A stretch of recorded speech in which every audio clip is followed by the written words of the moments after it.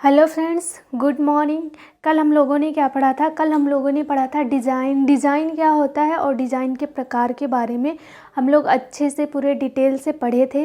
पूरा जितना पीछे वाला वीडियो अगर किसी को देखना है तो इस जो पुष्प सज्जा है इसके डिस्क्रिप्शन बॉक्स में आपको सारे लिंक प्रोवाइड किए जाएंगे। किसी को भी देखना हो तो वहाँ से सारी वीडियो आप देख सकते हैं। आज हमारा क्या टॉपिक है? तो आज का हमारा टॉपिक है फ्लावर डेकोरेशन। आज हम क्या पढ़ेंगे? आज हम पढ़ेंगे पुष्प सज्जा। पुष्प सज्जा क्या होता है, इसके कितने प्रकार हैं, इसका उद्भव कहाँ से हुआ था, इसका इतिहास कहाँ से है, क्या है इसका इतिहास, ये सब पूरे अच्छे से हम डिटेल से पढ़ेंगे। तो आज का अपना क्लास अब हम स्टार्ट करते हैं। आज का हमारा क्लास है फ्लावर डेकोरेशन या पुष्प सज्जा। पुष्प सज्जा को और कितने नाम से जानते हैं हम ये भी देख लेते हैं कि जो अलग अलग बुक्स में जो भी नेम मेंशन किए गए हैं या फिर जो भी एग्ज़ाम टाइम में पूछे जाते हैं इसके अलग अलग नेम पूछे जाते हैं। तो मैंने यहाँ पे सारे नेम को ऐड कर दिया है, क्या क्या नेम से पूछे जाते हैं। अगर इनमें से कोई भी नेम आए तो हमें कंफ्यूज नहीं होना है, हमें ये जानना है कि हम क्या क्या पूछा जा रहा है क्वेश्चन में। तो फ्लावर डेकोरेशन के बारे में बात किया जा रहा है, क्या क्या नाम है और इसके किस नाम से जानते हैं। तो हम किस नाम से जानते हैं? पुष्प सज्जा, पुष्प व्यवस्थापन, पुष्प प्रबंधन या फिर क्या, पुष्प विन्यास। इन नेमों में से अगर एक भी नेम हमें दिख जाए, इतने सारे नाम हैं यहाँ पे, अगर एक भी नाम हमें दिख जाए एग्ज़ाम टाइम में तो हम क्या जानेंगे? हम ये समझेंगे कि क्या पूछा गया है, फ्लावर डेकोरेशन के बारे में बात किया जा रहा है। क्या क्या नाम है? पुष्प सज्जा, पुष्प व्यवस्थापन, पुष्प प्रबंधन और क्या है, पुष्प विन्यास। इतने नामों से हम इसे जानते हैं। पहले हम ये जानते हैं कि पुष्प प्रबंधन क्या है, पुष्प व्यवस्थापन क्या है, फ्लावर डेकोरेशन होता क्या है, ये क्या है। पुष्प सज्जा क्या होती है? पुष्प सज्जा जो है ये एक प्रकार की कला है। इसका मुख्य उद्देश्य क्या है? वातावरण को सजीव, सुगंधित, मनमोहक और लुभावना बनाना होता है। पुष्प सज्जा क्या है? पहले हम देख लेते हैं पुष्प सज्जा क्या है। पुष्प सज्जा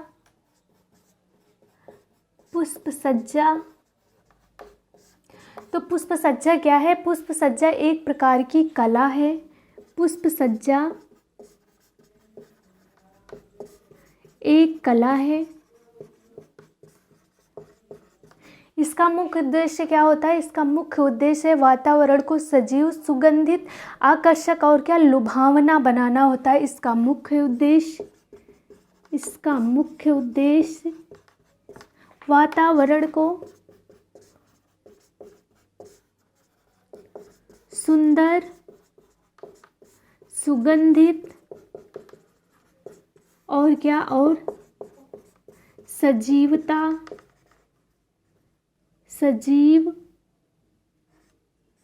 बनाना होता है। पुष्प सज्जा क्या है? पुष्प सज्जा एक प्रकार की कला होती है और इसका मुख्य उद्देश्य क्या है? तो इसका मुख्य उद्देश्य वातावरण को सुंदर, सुगंधित और सजीव बनाना होता है, सजीवता प्रदान करना होता है या सजीव बनाना होता है। ये तो हो गया, क्या हो गया ये पुष्प सज्जा क्या है। अगर पूछा जाए पुष्प सज्जा क्या है तो पुष्प सज्जा एक प्रकार की कला है और इसका मुख्य उद्देश्य क्या है? वातावरण को सजीवता प्रदान करना, सुगंधित बनाना, आकर्षक बनाना, मनोहारी बनाना, लुभावना बनाना, ये सब क्या है? ये सब इसके मुख्य उद्देश्य है। अब हम ये देखेंगे कि जो पुष्प सज्जा है ये आया कहाँ से, पुष्प सज्जा का उद्भव कहाँ से हुआ है, उद्गम कहाँ से हुआ है, ये जानेंगे हम कि पुष्प सज्जा जो पुष्प विन्यास है ये आया कहाँ से। तो पुष्प सज्जा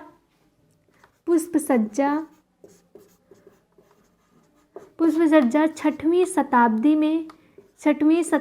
में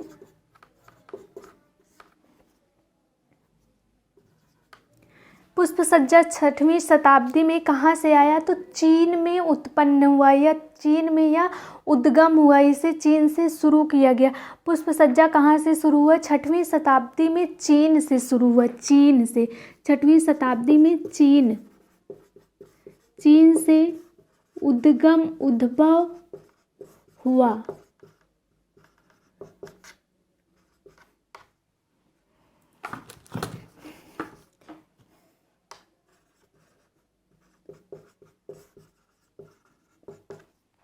पुष्प सज्जा का उद्गम कहाँ से हुआ, पुष्प सज्जा स्टार्ट कहाँ से हुआ, तो पुष्प सज्जा 6वीं शताब्दी में चीन से उद्गम हुआ या इसे चीन से स्टार्ट किया गया। जो इसका उद्गम माना गया है ये कहाँ से माना गया है, तो इसमें क्या है मेन, ये चीन से 6वीं शताब्दी में चीन से माना गया। अब चीन में कहाँ से इसने किसने शुरू किया, चीन में भी किन लोगों ने इसे शुरू किया, ये भी एग्जाम टाइम में पूछा गया है कि पुष्प सज्जा चीन से शुरू हुई है 6वीं शताब्दी में, लेकिन चीन में शुरू इसे किसने किया था, तो चीन में इसे किसने शुरू किया था, बौद्ध भिक्षु जो लोग थे, जो बौद्ध भिक्षु लोग थे उन्होंने इसे शुरू किया।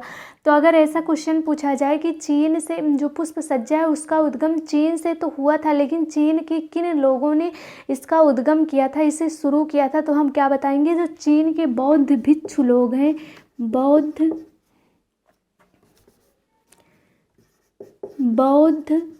भिक्षु लोग, जो बौद्ध भिक्षु लोग हैं उन्होंने इसे क्या किया, शुरू किया। हमने क्या देखा, हमने ये देखा कि पुष्प सज्जा स्टार्ट कहाँ से हुआ, इसका उद्गम कहाँ से हुआ, तो पुष्प सज्जा का उद्गम 6वीं शताब्दी में चीन से हुआ। चीन में जो बौद्ध भिक्षु लोग थे, जो बौद्ध भिक्षु शिष्य थे, उन्होंने इसे शुरू किया था। अब हम देखेंगे कि इसका शुरू तो हमने जान लिया कि शुरू कहाँ से हुआ था, स्टार्ट कहाँ से हुआ था, चीन से हुआ था, लेकिन इसका डेवलप कहाँ पे हुआ, इसे विकसित किसने किया, किस देश ने इसे विकसित किया, ये भी पूछा गया है क्वेश्चन में कि पुष्प सज्जा का डेवलप किस जगह से हुआ, कहाँ के लोगों ने इसे विकसित किया, इसे डेवलप किया, पूरे विश्व में कहाँ के लोगों ने इसे फैलाया। तो हम देखते हैं पुष्प सज्जा चीन से शुरू हुई और इसका विकास कहाँ से हुआ, विकास कहाँ हुआ, विकास हुआ इसका जापान में। अगर पुष्प सज्जा का उद्गम पूछा जाए तो हम क्या बताएंगे, चीन बताएंगे, और अगर इसका विकास पूछा जाए, डेवलपमेंट कहाँ से हुआ, तो हम क्या बताएंगे, जापान में बताएंगे। जापान के लोगों ने इसे कैसे विकसित किया था, कैसे पूरे विश्व में फैलाया, तो जो जापान के लोग थे उन्होंने इसे स्कूली शिक्षा के रूप में अपनाया, स्कूली शिक्षा के रूप में स्टार्ट किया। स्कूली शिक्षा के रूप में जब इसको स्टार्ट किया तो क्या हुआ, ये पूरे विश्व में फैल गया। इसीलिए कहा जाता है कि जो पुष्प सज्जा है, जो फ्लावर डेकोरेशन है, इसका उद्गम कहाँ से हुआ था, तो चीन से हुआ था। चीन में जो बौद्ध भिक्षु लोग थे उसको शुरू किए थे, लेकिन इसका डेवलप पूरे विश्व में फैलाने का काम कहाँ से हुआ, तो इसे जापान में विकसित किया गया है। ये 2 पॉइंट यहाँ पे इम्पॉर्टेंट है, इसे नोट करने की ज़रूरत है कि जो पुष्प सज्जा है उसका स्टार्ट कहाँ से हुआ, तो चीन से हुआ, और उसका डेवलप कहाँ पे हुआ, तो जापान में हुआ। जापान के लोगों ने इसे शुरू किया था, पूरे विश्व में इसे प्रख्यात किया। अब हम देखेंगे कि पुष्प सज्जा का महत्व क्या होता है। यहाँ तक सबको समझ में आ गया होगा। अब हम इसके इम्पोर्टेंस को देखते हैं, इसके महत्व को देखते हैं। पुष्प सज्जा का क्या महत्व है, पुष्प सज्जा का महत्व।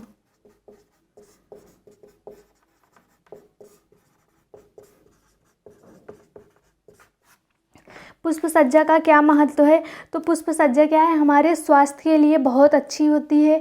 और क्या होती है, पुष्प सज्जा बोरियत को दूर करती है। ये क्या होती है, स्वास्थ्य के लिए अच्छा होता है, स्वास्थ्य के लिए बढ़िया होता है। और दूसरा क्या है, ये बोरियत को दूर करती है, बोरियत को दूर करती है। और क्या करती है, ये मनोभाव को व्यक्त करने का काम करती है। तीसरा क्या है, मनोभाव को व्यक्त करने का काम करती है। और ये क्या करती है, सजीवता का एहसास दिलाती है। चौथा क्या है, सजीवता का एहसास दिलाती है।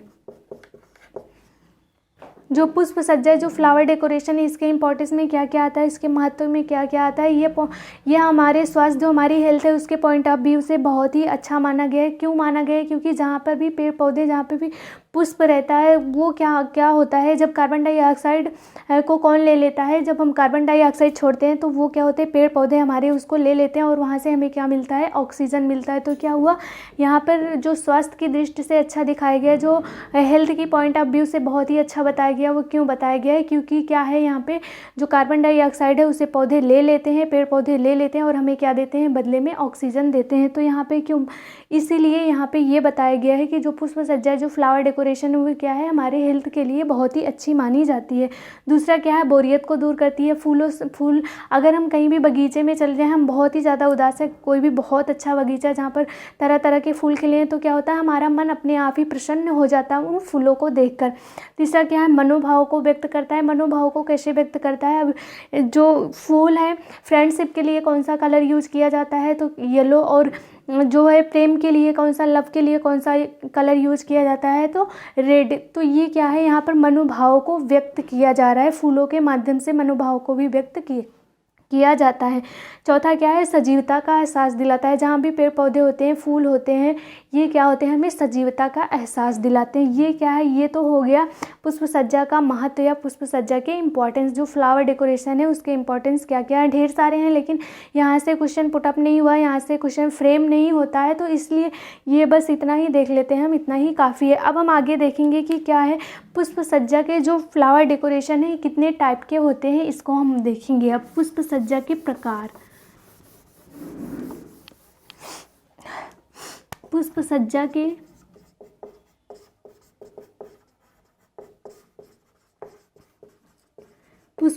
के प्रकार।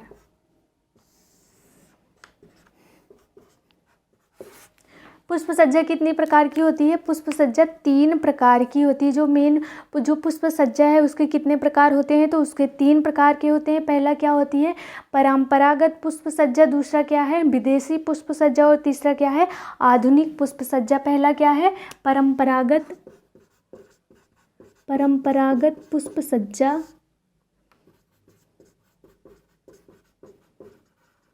दूसरा क्या है, विदेशी पुष्प सज्जा। तीसरा क्या है, आधुनिक पुष्प सज्जा।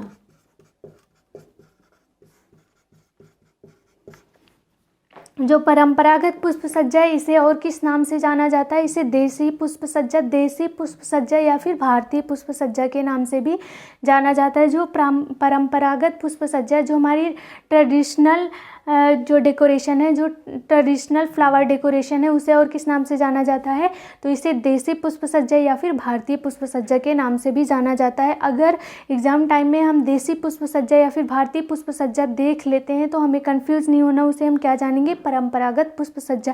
यहाँ पे मैं ये भी ऐड कर देती हूँ, इसे क्या बोलते हैं, देसी पुष्प सज्जा या फिर भारतीय पुष्प सज्जा।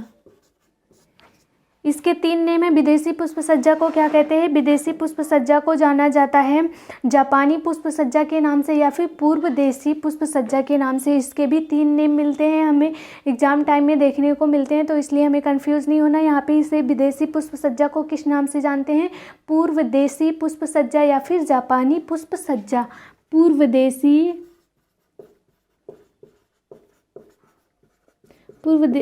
देशी पुष्प सज्जा और कौन, जापानी पुष्प सज्जा। और तीसरा क्या है, आधुनिक पुष्प सज्जा। पहले हम इसके टाइप के बारे में देख लेते हैं, फिर देखेंगे इसके अंतर्गत क्या क्या आता है। तो जो पुष्प सज्जा है, जो फ्लावर डेकोरेशन है, वो 3 टाइप के हैं, 3 प्रकार के हैं। पहला क्या है, भारतीय पुष्प सज्जा, जिसे और क्या कहा गया है, देसी पुष्प सज्जा या फिर भारतीय पुष्प सज्जा। इसके 3 नेम मिलते हैं। दूसरा क्या है, विदेशी पुष्प सज्जा। विदेशी पुष्प सज्जा के भी 3 नेम है। पहला क्या है, पूर्व देशी पुष्प सज्जा या फिर जापानी पुष्प सज्जा। एग्जाम टाइम में पूर्व देशी पुष्प सज्जा पूछा जाए या फिर जापानी पुष्प सज्जा पूछा जाए या फिर विदेशी पुष्प सज्जा पूछा जाए, तो तीनों एक ही है। तीसरा क्या है, आधुनिक पुष्प सज्जा। अब हम देखेंगे इसमें जो परंपरागत पुष्प सज्जा है उसमें क्या क्या आता है। जो परंपरागत पुष्प सज्जा है इसमें क्या आता है, इसमें फूलों को महत्व दिया जाता है, रंग को नहीं दिया जाता है। क्या है जो परंपरागत पुष्प सज्जा है, इसमें क्या आता है, इसमें फूलों को महत्व दिया जाता है,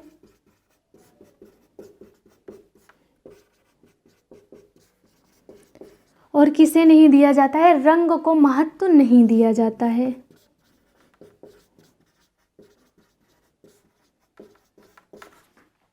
इससे क्या मतलब है, इससे हम क्या समझते हैं कि फूलों को महत्व दिया जाता है। जहाँ पर भी परंपरागत, जहाँ पर भी भारतीय, जहाँ पर भी देसी पुष्प सज्जा हुई रहती है, वहाँ पर हम क्या देखते हैं, वहाँ पे कलर को ज़्यादा इम्पोर्टेंस नहीं दिया जाता है बट ज़्यादा नहीं दिया जाता है। इसके जो देसी पुष्प सज्जा है, इसका सेंटर पॉइंट क्या होता है, तो इसमें होता है फूलों को महत्व दिया जाता है। इसमें जो सबसे ज़्यादा इम्पोर्टेंस है उसे किसे दिया जाता है, तो फूलों को महत्व दिया जाता है। इसको फूल को सेंटर में रखकर सज्जा किया जाता है।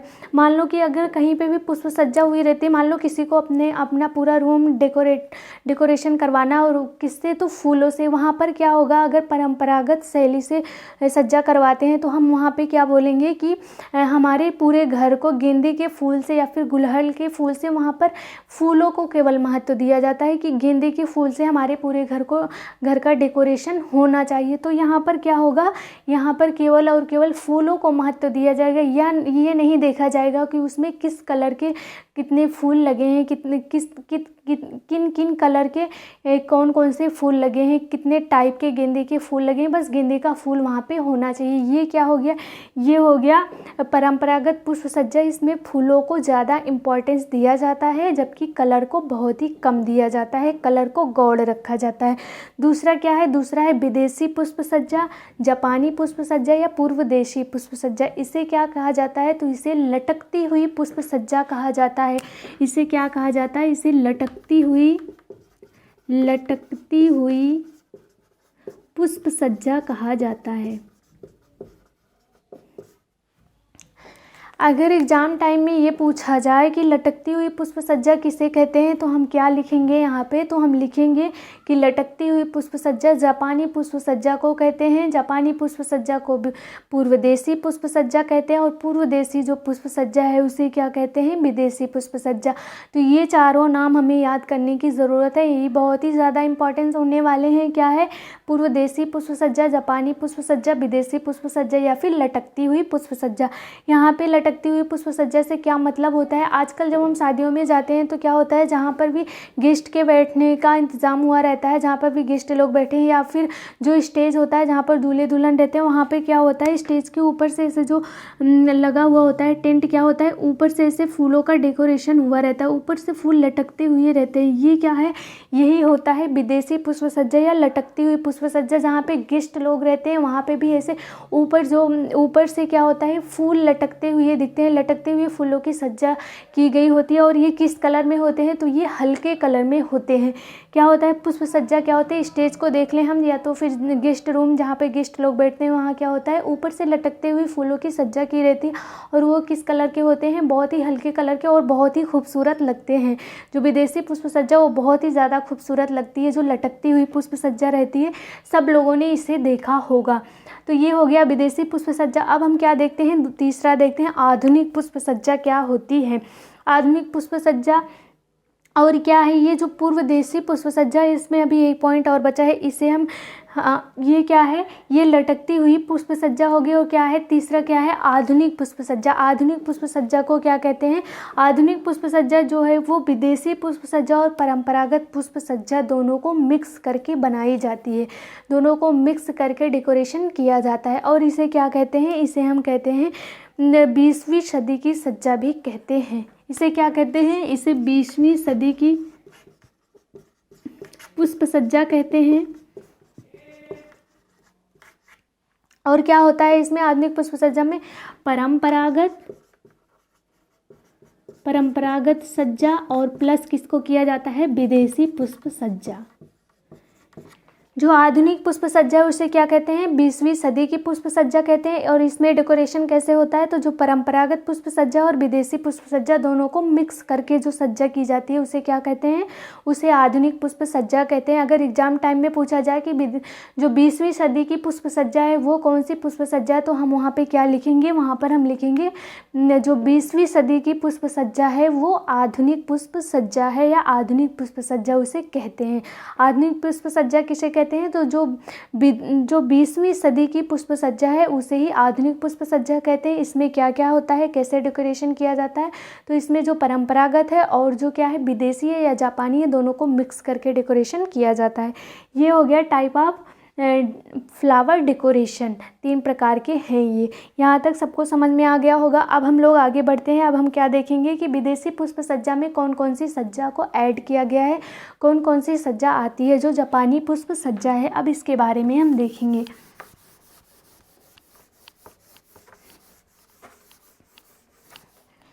विदेशी पुष्प सज्जा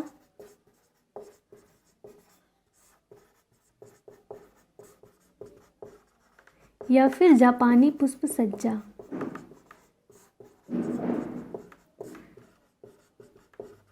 ये दोनों क्या है, एक है। अब हम इसके प्रकार के बारे में देखेंगे कि इसमें और क्या क्या आता है, इसमें क्या क्या ऐड किया गया है।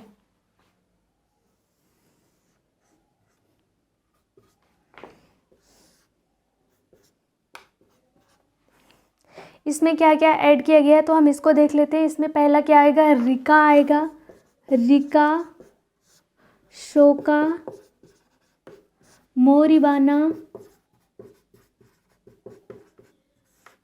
और क्या आएगा चौथा, नाजीरे। ये क्या है, ये विदेशी पुष्प सज्जा में आते हैं। अभी इसमें 2 और हैं लेकिन यहाँ पे जगह नहीं है ऐड करने के। अभी हम उसको दोबारा देख लेंगे, बाद में उसको देख लेंगे कि 2 नेम इसमें और आते हैं। पहला क्या है, पहले हम 4 पर डिस्कस कर लेते हैं, 4 को अच्छे तरीके से समझ लेंगे। फिर इसमें अभी 2 नेम और आएंगे, उसको भी हम देख लेंगे। इसमें क्या है, पहला क्या है, रिका है, दूसरा क्या है, सोका है, तीसरा क्या है, मोरिबाना है, और चौथा क्या है, नाजीरे है, 5वां क्या है, इकेबाना, और छठा क्या है, टोकोनामा है। इसमें क्या किस में आता है, तो ये सब विदेशी पुष्प सज्जा में आते हैं, विदेशी शैली में आते हैं। पहले हम देखेंगे रिका क्या होता है। रिका क्या होता है, इसमें जो पुष्प रहता है वो भी लंबी रहती है, जो पुष्प की टहनियाँ रहती हैं वो भी लंबी रहती है, और जो पुष्प का पात्र रहता है, जो हम फ्लावर पार्ट जिसे हम बोलते हैं, जिसमें फ्लावर को रखा जाता है, वो क्या होता है, वो भी लंबी होती है। इसमें क्या होता है, पात्र भी लंबा होता है, पात्र लंबा होता है, और क्या होता है, जो फूल होते हैं वो भी, जो फूल की टहनी होती है वो भी लंबी होती है, टहनी भी लंबी होती है। रिका को अगर एग्जाम टाइम में पूछा जाए रिका किस में आता है, तो विदेशी पुष्प सज्जा में आता है। क्या क्या आता है विदेशी पुष्प सज्जा में, रिका, सोका, मोरिबाना, नजीरे, टोकोनामा, और क्या आता है इसमें, इकेबाना आता है। अभी हम इन चारों पे बात करेंगे। पहले रिका क्या होता है, रिका में क्या होता है कि जो फ्लावर पार्ट होता है, जो फूल का पात्र होता है वो भी लंबा होता है, और जो फूल की टहनी होती है वो भी क्या होती है, लंबी होती है। इसको हम देख लेते हैं, यहाँ पर एक फिगर बना के, एक चित्र बना के हम इसको देख लेते हैं कि कैसे होता है क्या इसमें। मान लो कि ये हो गया फ्लावर पार्ट। इसमें क्या होता है, जो फ्लावर पॉट होता है वो भी लंबा होता है, और जो फूलों की टहनी होती है वो भी लंबी होती है।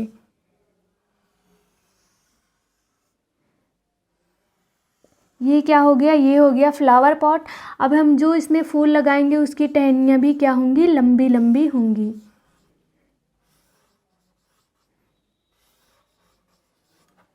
ये क्या आएगा, ये किस में आएगा, तो ये आएगा रिका में। रिका में क्या होता है, रिका में टहनी और पात्र दोनों ही लंबे होते हैं। रिका में क्या होता है, रिका में जो टहनी होती है और जो पात्र होते हैं ये क्या होते हैं, दोनों लंबे होते हैं। ये हो गया रिका। अब हम क्या देखते हैं, अब हम देखेंगे शोका।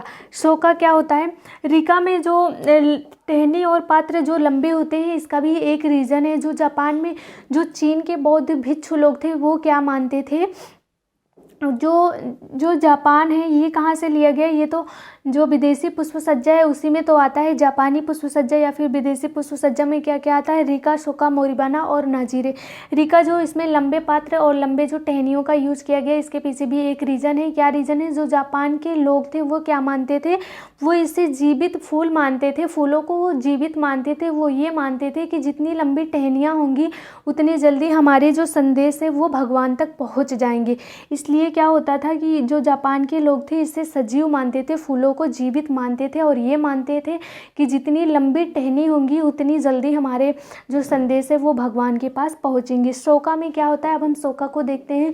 शोका में क्या होता है, ये टेबल पर की जाती है। ये जो शोका की सज्जा होती है वो किस पे की जाती है, तो ये टेबल पर की जाती है। शोका क्या होता है, इसकी सज्जा टेबल पर की जाती है, टेबल पर की जाती है। और दूसरा क्या हुआ, इसे क्या कहते हैं, यह कम लंबी और कम चौड़ी होती है। इसमें जो सज्जा की जाती है, जो शोका में सज्जा की जाती है, वो क्या होती है, ये कम लंबी होती है और कम चौड़ी भी होती है। कम लंबी होती है, कम लंबी और क्या होती है, कम चौड़ी होती है। और इसे क्या कहते हैं, एक पॉइंट यहाँ पे भी नोट करने की ज़रूरत है, इसे क्या कहते हैं, इसे 15वीं शताब्दी की क्या कहते हैं, सज्जा कहते हैं। वहाँ पर जब हम पढ़े थे, इसके प्रकार के बारे में पढ़े थे, आधुनिक सज्जा को क्या कहते हैं, 20वीं सदी की सज्जा कहते हैं। जबकि जो शोका है, इसे क्या कहते हैं, 15वीं सदी की सज्जा भी कहते हैं। इसे क्या कहते हैं, 15वीं सदी की सज्जा कहते हैं इसे। अगर एग्ज़ाम टाइम में पूछा जाए कि 15वीं सदी की सज्जा किसे कहते हैं, तो हम किसे कहेंगे, शोका को कहते हैं। और शोका में क्या होता है, इसमें कम लंबे पात्र भी होते हैं। इसकी सज्जा टेबल पर की जाती है। इसमें क्या होती है, कम लंबी, इसकी जो पात्र है वो भी कम लंबी होती है और कम चौड़ी होती है। क्या होती है, इसमें जो फ्लावर हम लगाते हैं वो कम लंबी होती है और इसका जो पात्र होता है कम लंबा और कम चौड़ा होता है। इसमें क्या होता है, इसमें कैसे किया जाता है कि मान लो कि ये फ्लावर पॉट है, एक हम यहाँ पे फ्लावर पॉट बना देंगे। ये क्या है, ये कम लंबी होगी और कम चौड़ी भी होगी। तो ये हम फ्लावर पॉट बना देते हैं यहाँ पर। ये हो गया फ्लावर पॉट हमारा हो गया। अब क्या करेंगे, हम इसी में पुष्प की सज्जा करेंगे, क्योंकि इसमें जो फूल होते हैं वो कम लंबे और कम चौड़े होते हैं और इसका जो पात्र है वो कम चौड़ा होता है। फूलों की लंबाई क्या होती है, फूलों की लंबाई कम होती है और जो पात्र की चौड़ाई है वो भी कम होती है। इसकी सज्जा किस पे की जाती है, इसकी सज्जा टेबल पर की जाती है। अब हम देखेंगे मोरी बाना। मोरी बाना क्या होता है, इसमें क्या होता है, मोरी बाना क्या होता है, चौड़े एवं उथले पात्रों का यूज किया जाता है। मोरी बाना में किस चीज़ का यूज किया जाता है, तो मोरी बाना में चौड़े और उथले पात्रों का प्रयोग किया जाता है। मोरी बाना क्या है, इसमें क्या होता है, मोरी बाना में क्या होता है, चौड़े और उथले पात्रों का प्रयोग किया जाता है।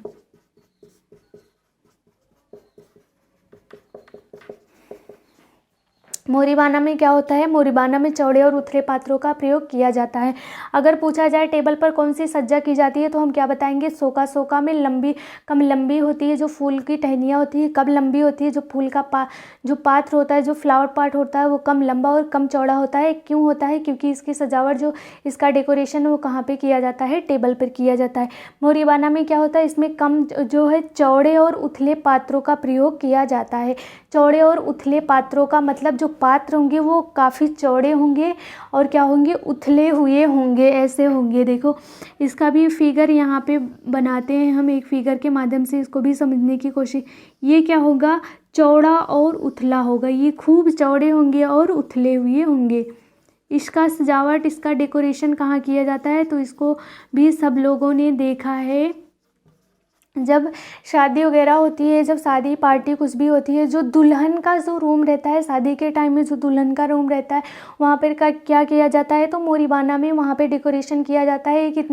इतना बड़ा पात्र होता है, खूब चौड़ा होता है और उथला होता है, उसमें पानी रहते हैं, उसमें क्या डाले जाते हैं, उसमें फ्लावर डाल दिए जाते हैं, गुलाब के कोई भी फ्लावर, ज़्यादातर तो रोज़ ही डाला जाता है, उसमें पंखुड़ियों को तोड़कर डाल दिया जाता है। उसके बीच में क्या डाला जाता है, उसके बीच में छोटा सा क्या होता है, कैंडल लगा दिया जाता है, जिससे क्या होता है, बहुत ही खूबसूरत लगने लगता है। ये सजावट जहाँ भी की जाती है बहुत ही ज़्यादा खूबसूरत लगता है और ये ज़्यादातर कहाँ देखने को मिलता है, तो दुल्हन के रूम में ये सजावट बहुत ही ज़्यादा देखने को मिलती है। सीरियल वगैरह में सब लोगों ने इसको देखा होगा। अब आ जाते हैं नाजीरे। नाजीरे क्या होता है, इसको देखते हैं। इसमें क्या होता है, लंबे पात्रों का प्रयोग किया जाता है। नाजीरे क्या है, इसमें क्या किया जाता है, इसमें लंबे पात्रों का प्रयोग किया जाता है। इसमें लंबे पात्रों का प्रयोग किया जाता है। नाजीरे में क्या किया जाता है, इसमें लंबे पात्रों का प्रयोग किया जाता है। इसका भी फ्लावर पॉट, पात्र मतलब क्या होता है, पात्र मतलब होता है फ्लावर पॉट, और फ्लावर पॉट मतलब क्या होता है, जिस पात्र में जहाँ भी हम क्या रखते हैं, अपने फ्लावर को रखते हैं, वही क्या होता है, फ्लावर पॉट होता है या पात्र होता है। नाजीरे में क्या होता है, इसमें जो फ्लावर पॉट होता है, जो इसमें पात्र होता है, वो बहुत ही लंबा होता है। वो कैसे होता है, एक फ्लावर पॉट हम यहाँ पर बना रहे हैं, ये क्या होगा, इसका जो फ्लावर पॉट है ये बहुत ही ज़्यादा क्या होता है, लंबा होता है और यहीं पे फूलों को लगा दिया जाता है। ये क्या होगा, ये होगा नाजीरे। कुछ भी इसमें से पूछा जाए, रीका पूछा जाए, रीका में हम क्या बताएंगे, लंबा पात्र होता है और टहनी भी लंबी होती है। सोका में क्या होता है, सोका जो है उसका सजावट, उसका डेकोरेशन कहाँ किया जाता है, टेबल पे किया जाता है, कम लंबे कम चौड़े होते हैं। मोरीबाना क्या होता है, चौड़े और उथले पात्रों का प्रयोग किया जाता है। नाजीरे क्या होता है, लंबे पात्रों का प्रयोग किया जाता है। यहाँ से क्वेश्चन बहुत ही ज़्यादा पुटअप हुए हैं, बहुत ही ज़्यादा क्वेश्चन पूछे गए, चाहे वो टीजीटी पीजीटी या नेट हो।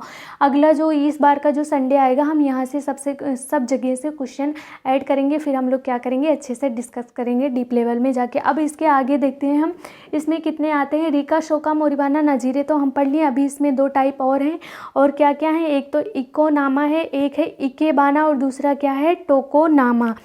ये नाम भी बहुत ही ज़्यादा इम्पॉर्टेंट है कि ये किस में आते हैं, तो ये जापानी पुष्प सज्जा या विदेशी पुष्प सज्जा में आते हैं, ये भी याद रखना है। अभी 2 नाम और हैं, हम इसको यहीं पे मिटा के यहीं पे देख लेते हैं कि इसमें 2 नेम है क्या क्या है वो। एक तो है इकेबाना, एक क्या है, एक है इकेबाना,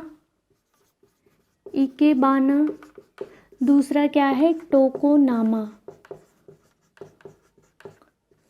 जो इकेबाना है और टोकोनामा, ये दोनों क्वेश्चन में, नेट के क्वेश्चन में पूछे गए हैं। प्रीवियस ईयर के जो क्वेश्चन है उठाकर हम अगर सॉल्व को देखें, अनसॉल्व को देखें, तो वहाँ पे हमें ये क्वेश्चन ज़रूर मिल जाएंगे।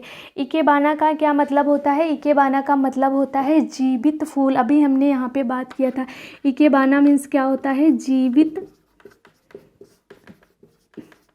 इकेबाना का क्या पूछा गया, जो प्रीवियस ईयर के जो क्वेश्चन है उसमें इकेबाना का अर्थ पूछा गया है कि इकेबाना का मतलब क्या होता है, तो वहाँ पर हम क्या लगाएंगे, जीवित फूलों से होता है। क्योंकि जापान के लोग जो थे वो क्या मानते थे कि फूल जीवित होते हैं, फूल में जीव होता है। वो क्या करते हैं, जितने लंबे फूलों पात्रों का प्रयोग हम करेंगे उतनी जल्दी हमारे जो संदेश है वो भगवान तक पहुँच जाएंगी। इसे क्या बोलते थे, संदेश वाहक वो मानते थे। तो इकेबाना का क्या अर्थ होता है, इकेबाना का अर्थ होता है जीवित फूल। दूसरा क्या है, टोकोनामा। टोकोनामा का क्या मतलब होता है, टोकोनामा का मतलब कहाँ से लगाया गया है, तो मंदिर से लगाया गया है। टोकोनामा का क्या मतलब होता है, मंदिर को जहाँ पर हम भगवान की पूजा करते हैं, ईश्वर की पूजा करते हैं, इसका मतलब कहाँ से लगाया गया है, तो इसका अर्थ क्या हो जाएगा, मंदिर से लगाया गया है टोकोनामा। जापानी शब्द है, जापान में जहाँ पर जाकर भगवान की पूजा करते हैं उसे क्या बोलते हैं, टोकोनामा बोलते हैं। इसलिए इसका अर्थ किससे लगाया गया है, तो इसका अर्थ मंदिर से लगाया गया है। विदेशी पुष्प सज्जा में हमने कितने टाइप देखा, हमने 6 टाइप देखा। क्या क्या आते हैं, रीका, सोका, मोरीबाना, नाजीरे, इकेनामा और टोकोनामा। इकेबाना और टोकोनामा, ये याद करने की बात है यहाँ पे, ये भी बहुत ही ज़्यादा इंपॉर्टेंट है। अब हम यहाँ पे देखेंगे कि इसके जो पुष्प सज्जा की 3 लाइनें हैं, तीनों को पूछा गया है। प्रीवियस ईयर के क्वेश्चन को उठाकर देखें तो हमें मिलेगा, और अगले संडे को हम इसको सॉल्व भी करेंगे। इसमें क्या आता है, 3 लाइन का यूज किया गया है। वो 3 लाइन क्या है उसको भी हम देखते हैं।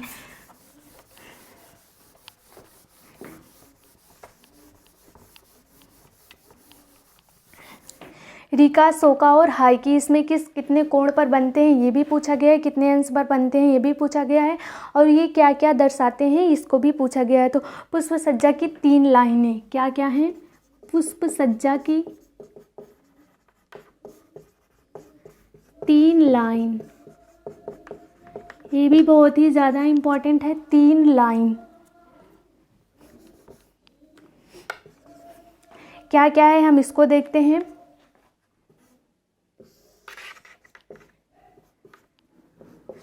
पहला क्या है, पहला है सिन, दूसरा क्या है सो, दूसरा क्या है सो, तीसरा क्या है हाइकी। पुष्प सज्जा की 3 लाइनें हैं। पुष्प सज्जा में 3 लाइन यूज किए गए हैं, और हर एग्जाम में ये पूछे गए हैं कि पुष्प सज्जा में जो 3 लाइनें हैं वो क्या क्या है। तो सिन, पहला है सिन, सो, हाइकी, ये तीनों नाम है इसके, सिन, सो, हाइकी। सिन क्या रिप्रेजेंट करता है, क्या दिखाता है सिन, सिन क्या प्रदर्शित करता है, तो ये स्वर्ग को प्रदर्शित करता है। सिन क्या दिखाता है, ये स्वर्ग को दिखाता है, ये स्वर्ग को प्रदर्शित करता है।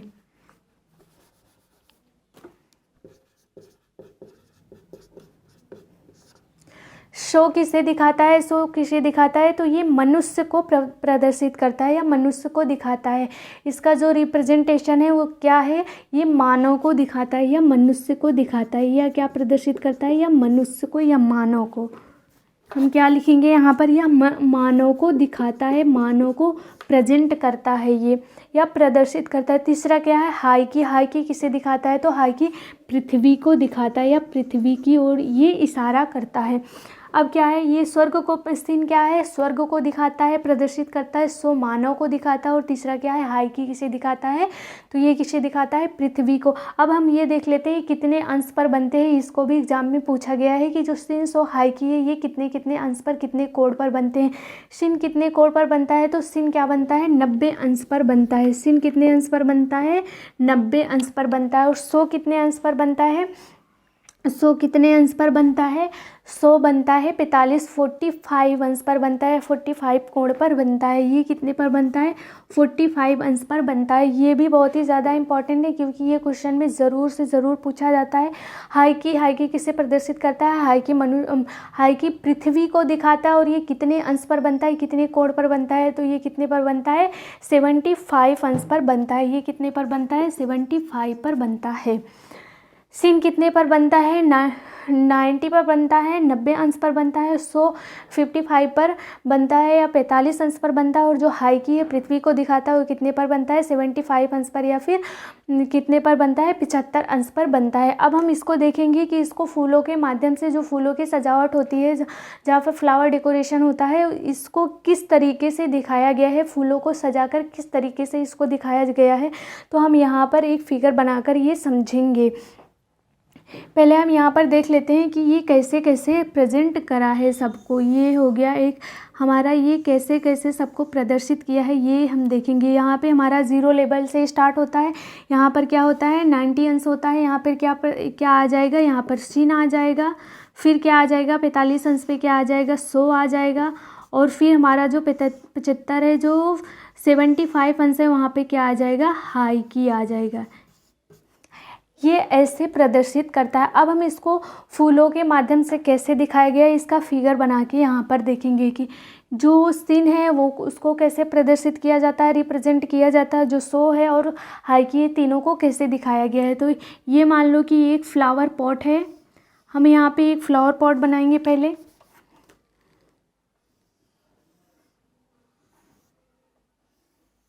ये क्या हो गया, ये हो गया हमारा फ्लावर पॉट।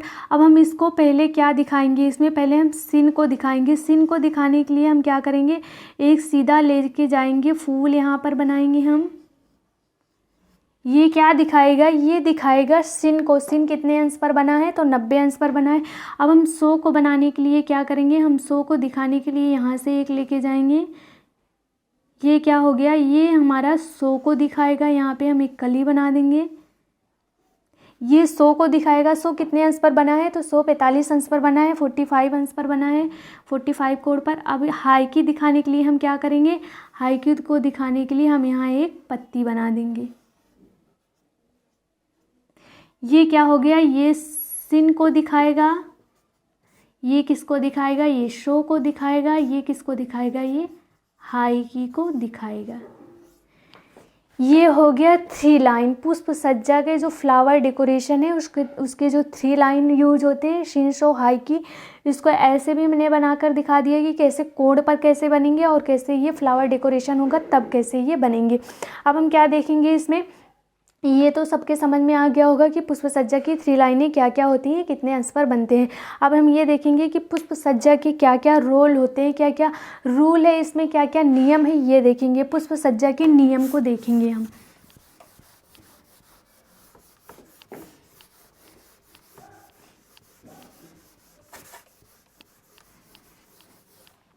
पुष्प सज्जा के नियम में क्या क्या आता है, ये इसको देखेंगे। पुष्प सज्जा के नियम, पुष्प सज्जा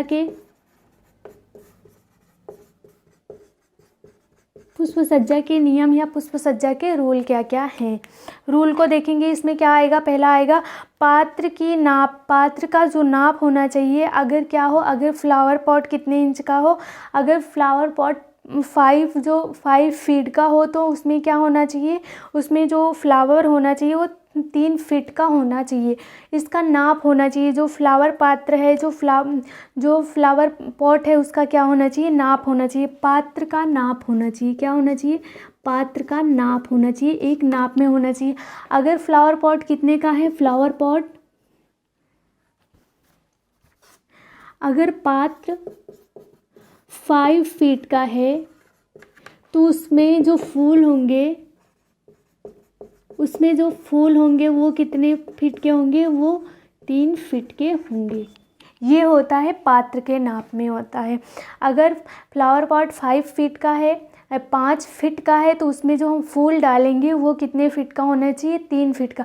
3 फीट से क्या मतलब होता है कि जब हम फ्लावर पॉट हमारा 5 फीट का है, अगर उसमें हम 3 फीट का फूल डालेंगे तो वो क्या होगा, वो तो उसी के अंदर चला जाएगा। इससे ये मतलब नहीं है, इसका मतलब है कि जो फ्लावर पॉट के ऊपर जो फूल दिखता है वो कितना दिखना चाहिए, तो 3 फीट का कम से कम दिखना चाहिए। ये होता है पात्र का नाप। अब दूसरा क्या हम देखेंगे, बड़ा और भारी फूल कहाँ लगाना चाहिए, तो बड़ा और भारी फूल क्या होना चाहिए, केंद्र में लगाना चाहिए। तो पहला हो गया। दूसरा क्या है, बड़ा फूल केंद्र में रखना चाहिए, केंद्र में लगाना चाहिए।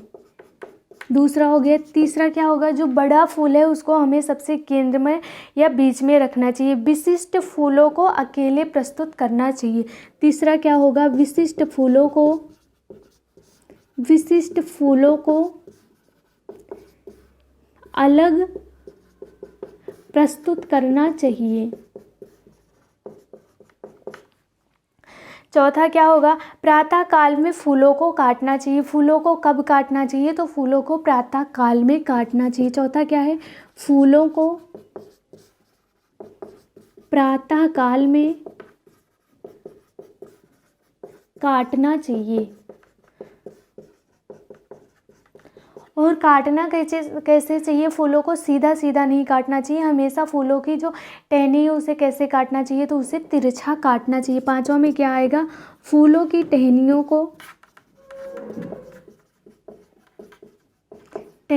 को तिरछा काटना चाहिए।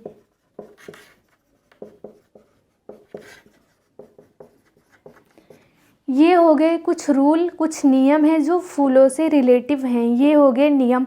अब क्या हम देखेंगे कि टहनियों की जो लंबाई है, जो फ्लावर पॉट में हम जो फ्लावर लगाते हैं उसकी जो टहनियों की लंबाई होनी चाहिए, वो क्या होनी चाहिए, टहनियों की लंबाई में अंतर होना चाहिए। एक ही लंबाई की या एक ही नाप की टहनियाँ नहीं होनी चाहिए। छठा क्या होता है, टहनियों की लंबाई में अंतर होना चाहिए।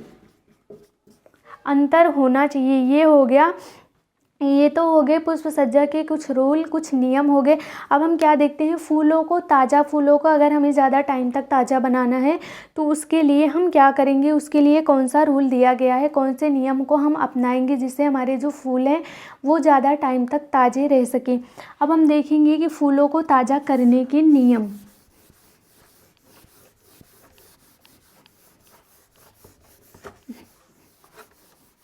अब हम क्या देखेंगे, फूलों को ज़्यादा टाइम तक फूलों को ताज़ा रखने के नियम। फूलों को ताज़ा बनाने के नियम।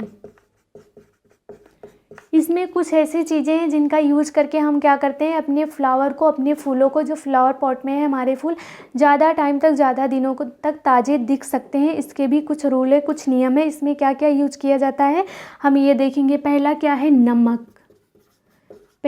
नमक। दूसरा क्या है, बोरिक एसिड।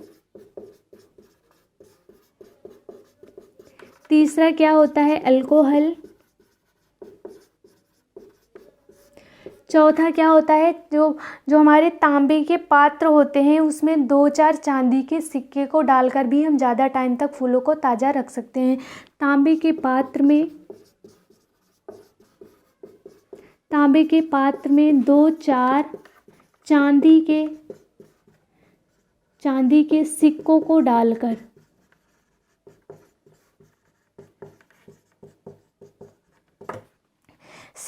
डालकर और क्या होता है, परमैंगनेट ऑफ पोटाश। पांचवा क्या है, परमैंगनेट ऑफ पोटाश।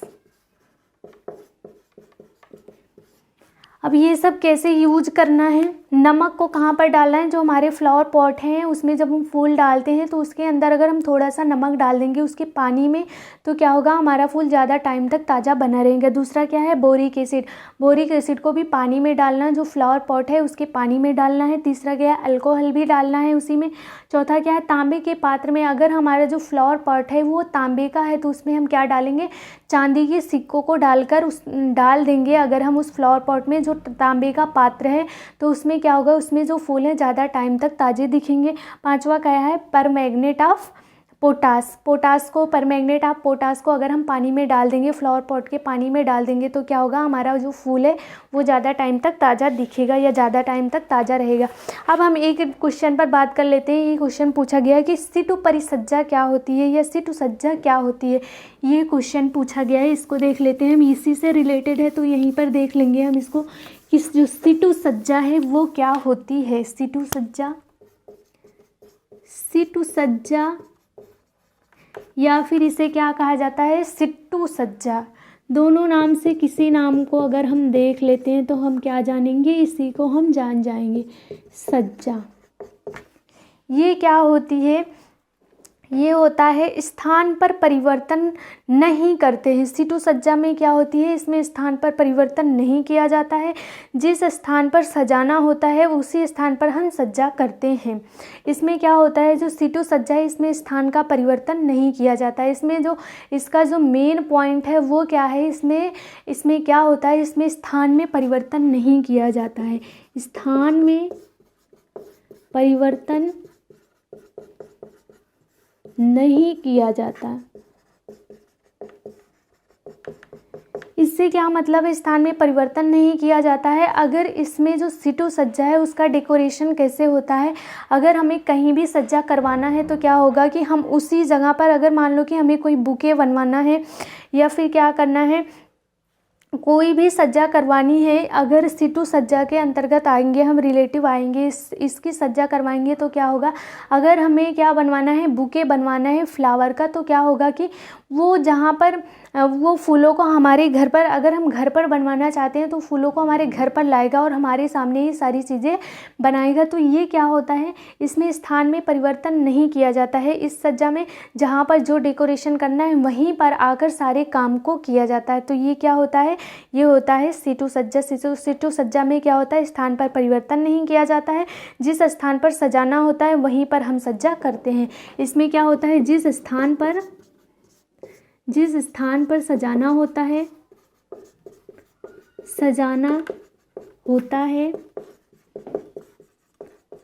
वहीं पर सज्जा करते हैं। इसमें स्थान में परिवर्तन बिल्कुल भी नहीं किया जाता है। आज का हमारा टॉपिक ख़त्म होता है यहीं पे। आज हमने पूरा जो फ्लावर डेकोरेशन है उसको अच्छे से पढ़ा है, लेकिन अभी इसमें बहुत कुछ बाकी है। अगले चैप्टर में हम देखेंगे, अगला जो टॉपिक आएगा कल वाले में देखेंगे हम। तो आज का जो भी जितना भी था हमने पढ़ा, सो थैंक यू। मिलते हैं अगले टॉपिक में।